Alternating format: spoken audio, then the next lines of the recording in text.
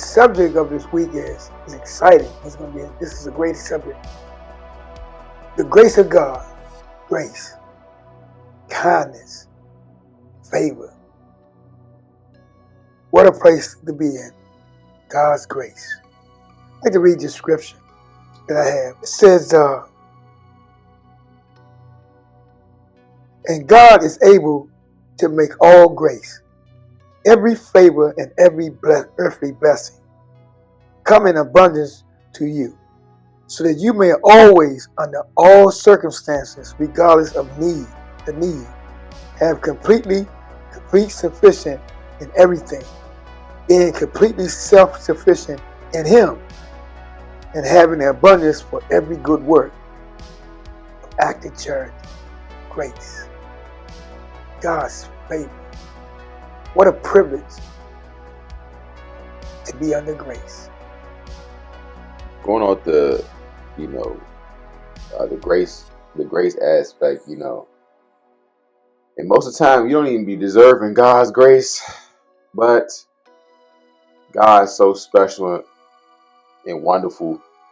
You get that grace, and it goes back to the quote of the week of doing like your teacher you did and spreading that grace to people as well, because God, like you said, God's grace is just out of this world. You'll have a situation where you probably should be tripping. I know it's plenty of people that maybe lost their job, you still got God's grace on you, a place to stay, food to eat, you still got your brain intact, you dig what I'm saying? And you still trust Him enough that boom, next thing you know, you get provided with another job, you dig what I'm saying? As fast as you lost one, that's God's grace. You did because you kept just focusing on the good things He was doing for you instead of the bad things, because God's grace is everywhere. It's even in the bad things that you think is happening in your life. You dig what I'm saying?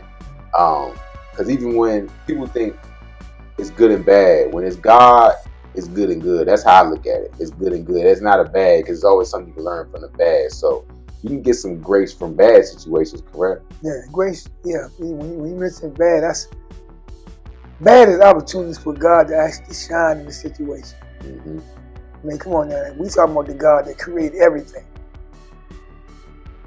So when the bad situations come up, and you're under grace, mm-hmm. it's just a position of God using your situation. Yeah. To show how the favor that you have, the privilege you have of being connected to Him. Yeah. And some people don't even look at it as like grace. They think it's like, oh, I gotta go. You're not going through something, like you said. God could be having you grace on you from taking something away from you. You dig what I'm saying? That you think is bad. You dig taking you out of an environment. You know what I'm saying? Having grace and mercy on you, taking you out of an environment. For the street cats, you know what I'm saying?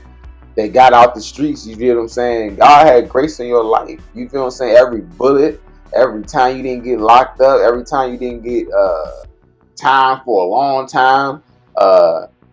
Grace, man. Even like you said, go back to jobs, or even when you coming to work late and doing what you want to do, you still have a job. God having grace on you, even when it's a bad moment. You know what I'm saying? And people don't look at it like that though. Right, like for instance, favor when people walk out your life and you thinking they're your friends. Or girlfriend, wife, boyfriend, whatever. You know what I'm saying? That could have been grace that God even removed them from your life. And it's not like it's damning them or something, you know what I'm saying? Right. God just need to remove you from that situation. And that's the blessing. That's the grace right there. Right. He gracefully got you out of that situation. He did. Yeah, another thing when I was sitting up there listening to you, what came to mind was, the key thing is to understand how to get under that grace, to be connected to that grace. We can put it out there, grace is good, grace is favor, God's kindness and all that, but the key thing is, how do you get that is what really matters. How you connect to that. And how you connect to that? Well, I tell you what I did. I accepted Jesus Christ as my personal Savior, but then I surrendered. See, I accepted Him, but I didn't surrender. But when I surrendered, I said, God, what can I do to please you? And that grace, that favor, that favor became so abundant. Mm. All because it was all about pleasing him. Well,